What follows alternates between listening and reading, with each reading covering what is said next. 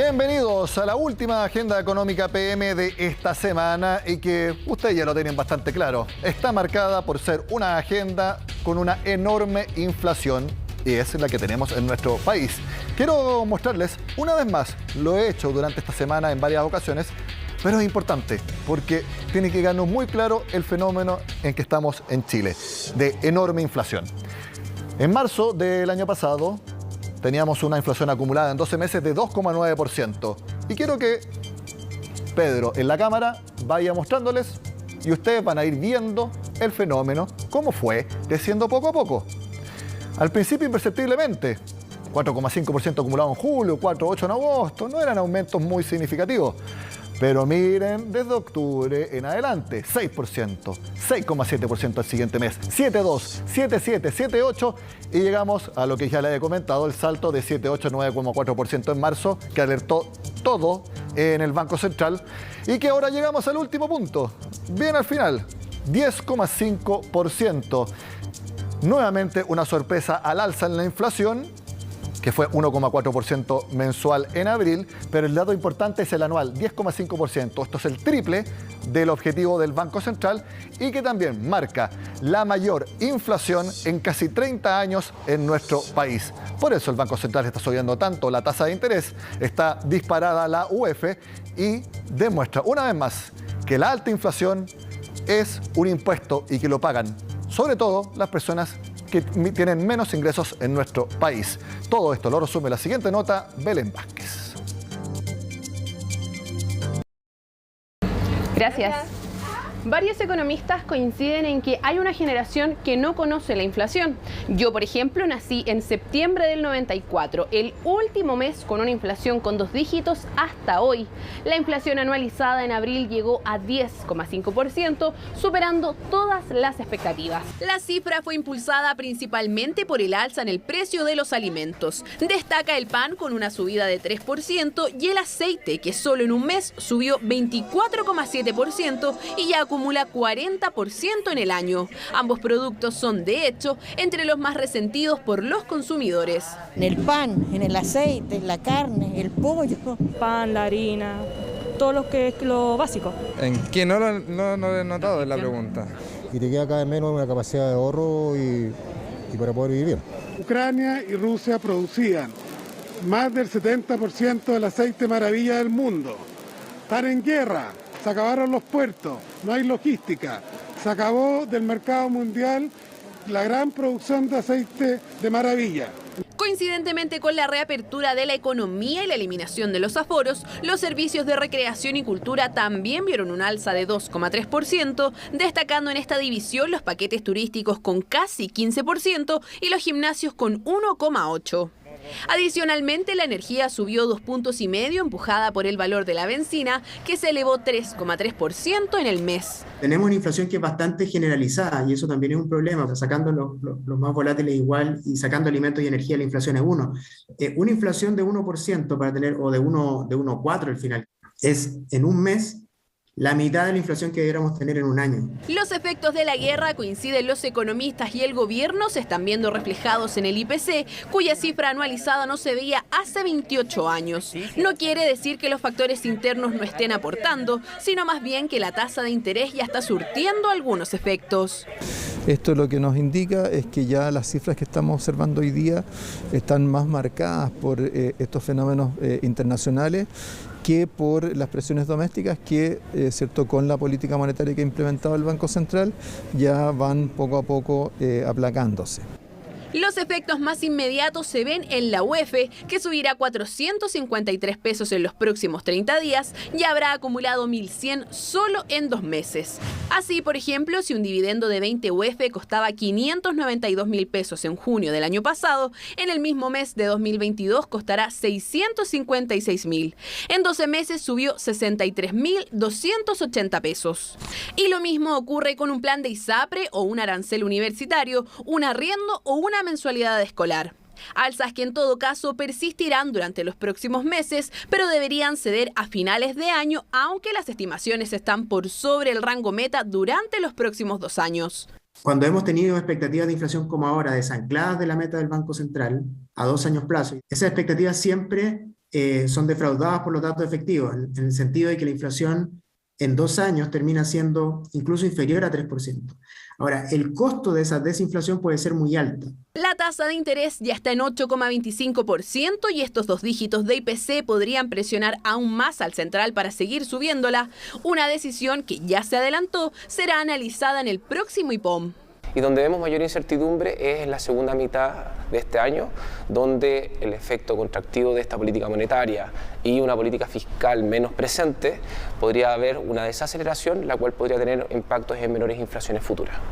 Preocupante escenario que supone desafíos para la política monetaria y la fiscal. El gobierno ya corrigió al alza sus proyecciones de inflación para este año y es casi seguro que el central hará lo mismo en el próximo IPOM. Vamos a revisar inmediatamente lo que comentó el mercado, que por supuesto está analizando con lupa los movimientos del Banco Central, también de la Fed de Estados Unidos y por supuesto el dato de inflación. El primer análisis que vemos ahora es de Security. Señalan que las cifras siguen mostrando una persistencia mucho mayor a la esperada de las presiones inflacionarias, por ejemplo, sumada a un alza del tipo de cambio que hemos visto estos días. La variación seguirá aumentando hasta cerca de 12% en los próximos meses y cerraría 2022 en torno a 10%. Inmediatamente entonces queda corto la proyección del Ministerio de Hacienda que se hizo a principios de esta semana. Esto llevaría a que el Banco Central siga subiendo la tasa en la próxima reunión del 7 de junio, pero ellos creen que el ciclo de ajustes, es decir, de aumento de tasas, estaría cercano a su fin. Bueno, vamos a ver si es que se da ese escenario. ¿Qué es lo que dijeron en Scotiabank? Estos niveles generan efectos de segunda vuelta, que lo veíamos, significa que la inflación es más estructural, y que también hablan de persistencia inflacionaria nada fácil de detener. Ellos revisan su inflación anual en 8,4% para este año, un poco más bajo que Security, y 3,7% algo más normal para 2023. Ahora, esto asume que desde el IPC de julio se empezaría a ver niveles de inflación algo más normales cuando ya se hayan traspasado todas las alzas de costo, la mayor persistencia inflacionaria y no haya más alzas en pesos internacionales. Ahora, eso nadie lo puede asegurar de que vaya a suceder. Por eso esto es solamente una estimación. Finalmente vemos el comentario de Coopeuch. Aumentos de precios siguen generalizados y también hablan de los efectos de segunda vuelta que entregan nuevamente el concepto. Todos están hablando de persistencia de la inflación. Ahora, ellos creen que esto estaría llegando a su fin porque pronto se alcanzaría el pic inflacionario. ¿Y por qué lo creen ellos? Porque la caída de los niveles de actividad, es decir, menor crecimiento económico o directamente una contracción de los IMASEC, impedirán a los empresarios traspasar a precios el aumento de costos. Lo que yo les decía durante esta semana, la idea de subir la tasa de interés es que los costos del dinero sean mayores y por lo tanto la gente gaste menos y como gaste menos, los empresarios y oferentes de productos ya no pueden seguir con los precios altos y van a tener que empezar a bajarlos. Ellos creen que la inflación anual será cercana al 11,5%, cerrando 2022 en 9 puntos. Para finalizar los comentarios de mercado, quiero que miren un análisis que hizo Carolina Grunwald, que es economista jefe de Banchile, respecto a cuáles eran los principales componentes de la inflación a febrero y también cuál es el real efecto para el número general del alza en el aceite. El exceso de liquidez fue, entre comillas, el culpable de la inflación hasta febrero. En marzo, donde también nos sorprendió muchísimo la inflación al alza, si uno va producto por producto, se ve, por ejemplo, que el aceite, que fue el gran mencionado por la prensa y en todas partes, solo tuvo un impacto de 0,1 punto porcentual del 9,4 que se tuvo en ese mes. Ahora estamos viendo los embates del sector externo mayormente que se suma a la inflación acumulada que traemos desde el año previo, digamos. En 12 meses la inflación el día de hoy alcanzó un 10,5%. Esto es brutal, ¿ya? Pero de ese 10,5%, si ustedes se quieren ir al aceite, que es lo que más ha logrado notoriedad, solo 0,2 puntos porcentuales en términos anuales tienen relación con el aceite. Ahí veíamos a Carolina que hablaba de una inflación brutal. Yo les voy a mostrar otra alza brutal. Yo la sufro todos los meses. millones de personas, y muchos de ustedes también, el alza de la UEF, con el siguiente ejercicio. Para un dividendo de 20 UF al mes, bastante común en nuestro país, ¿saben cuánto se pagaba el 9 de junio del año pasado? 592.940 pesos. Ya el 9 de diciembre, ese mismo pago de 20 UF mensuales subió a 617.640. El 9 de abril, hace solamente un mes, 635.100 pesos. Y el 9 de junio, cuando se llegue al último día de actualización de la UEF, después de conocer el IPC de hoy, las mismas 20 UEF que hace un año se pagaban 592.000, el 9 de junio próximo se van a pagar 656.220. Es decir, alza de más o menos 63.000 pesos únicamente por el aumento de la inflación y de la UEF. Porque la UEF va a subir 453 pesos para que el 9 de junio ya valga 32.811. Es un dato que va a superar los 33.000 y eventualmente podríamos cerrar el año con más de 34.000 pesos. Una brutalidad el alza entonces de la UEF. Y antes de terminar esta primera parte de Agenda Económica, les cuento que el dólar sí tuvo efecto del alza de tasas del Banco Central. Bajó a 858 pesos. Si el Banco Central de Chile sube la tasa, significa que el peso chileno se hace más caro y por lo tanto baja el dólar. Esa es la explicación. Pero miren, bajó el dólar, pero a 858. Otro factor de inflación. Hacemos la pausa en Agenda Económica y al regreso les vamos a mostrar un compacto de las entrevistas que hemos hecho esta semana de inflación en Estados Unidos, tasa de interés del Banco Central de Chile y, por supuesto, la inflación de abril. Ya volvemos.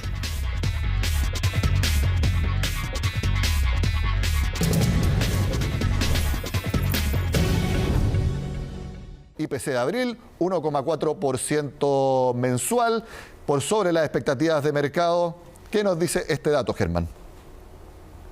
Bueno, es una muy mala noticia, la verdad. Te estaba escuchando y en verdad las expectativas de mercado están más bien cercanas al 1%, entonces más que el 1,2%. Entonces una sorpresa, nuevamente, una sorpresa significativa de digamos 0,4, 4 décimas, y la inflación en 12 meses ya está en 10,5%. Que es una inflación, digamos, altísima, pensando que la meta del Banco Central es 3%, estamos muy por sobre esa meta, y además tiene componentes que son bien complicados, porque nuevamente, y algo que ya, digamos, las familias lo van percibiendo, ¿cierto? Esta es una medición de la inflación del mes pasado, por lo tanto, los hogares ya han ido percibiendo cómo han ido aumentando los precios.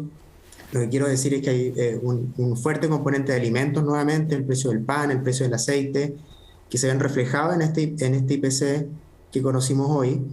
Hay otros factores, por cierto, que se suman, ¿cierto? El aumento de la gasolina.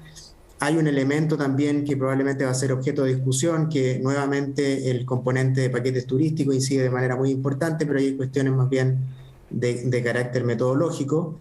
Pero tenemos una inflación que es bastante generalizada y eso también es un problema, porque cuando uno excluye los componentes más volátiles, estoy mirando acá justo en línea el IPC, la variación mensual es 1,1%, o sea, sacando los más volátiles igual y sacando alimentos y energía, la inflación es 1%.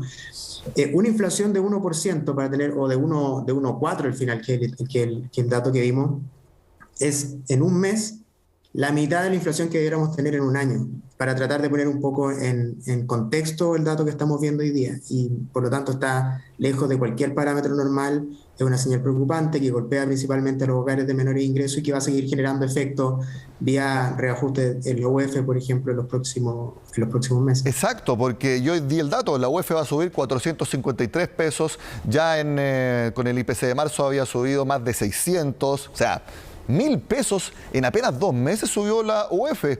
Y los dividendos hipotecarios suben con la inflación, han subido en un año 10,5% ahora con la inflación anual. Y ese 10,5%, tú también lo decías, no es que esté algo lejos del rango del Banco Central, es más del triple de la meta del Banco Central, que es 3% anual. No, efectivamente, estamos en un proceso inflacionario muy complejo. Hay factores globales detrás de esto, como sabemos, o sea, todo el mundo está con inflaciones muy altas. Nosotros hemos, digamos, contribuido en este proceso inflacionario con los retiros de fondos previsionales, con las ayudas universales que se dieron el año pasado. Pero sobre eso, ¿cierto? Tenemos un escenario externo complejo donde la guerra en Ucrania ha generado presión adicional sobre el precio de los combustibles. El petróleo ha estado subiendo, ¿verdad?, en las últimas semanas nuevamente. También tenemos, por supuesto, el tema del precio de los alimentos, los fertilizantes al alza.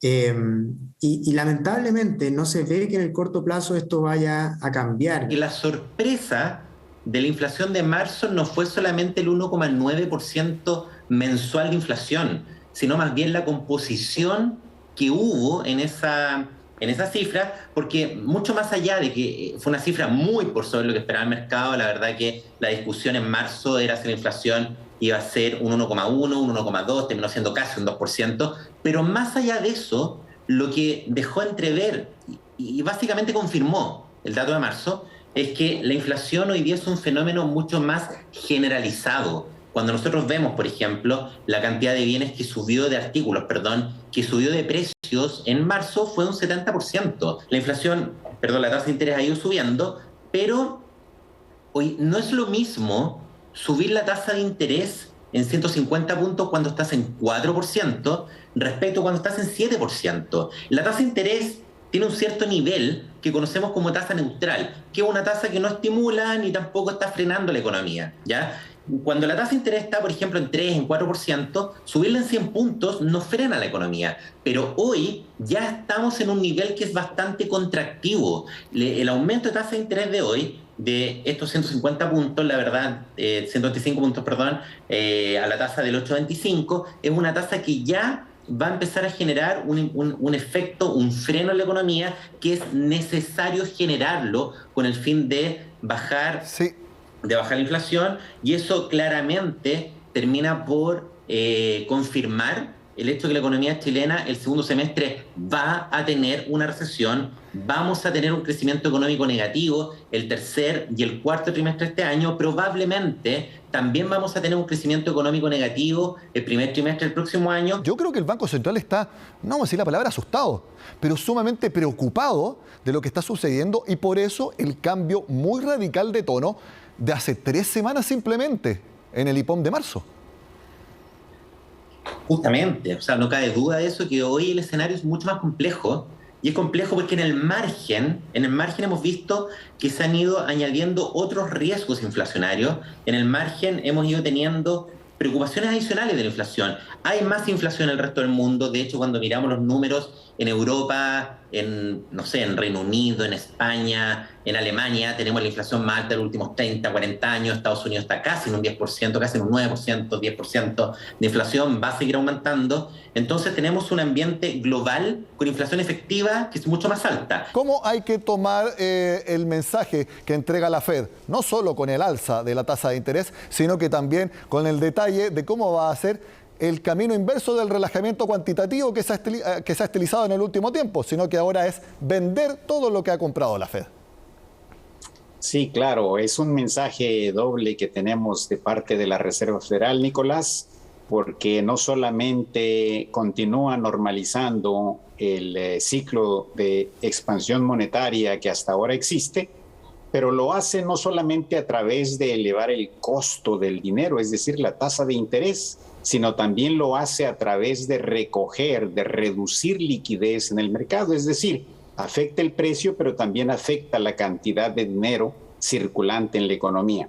Y esto pues impone una doble restricción en materia de política monetaria para la economía de los Estados Unidos. El mensaje que da es que sí hay preocupación de que la inflación, por un lado, es más persistente y por otro lado, si no se actúa con la firmeza necesaria, la inflación va a continuar alta y eso puede imponer un costo muy importante para la economía de los Estados Unidos. En el comunicado, la Fed señala que hay un desbalance entre oferta y demanda.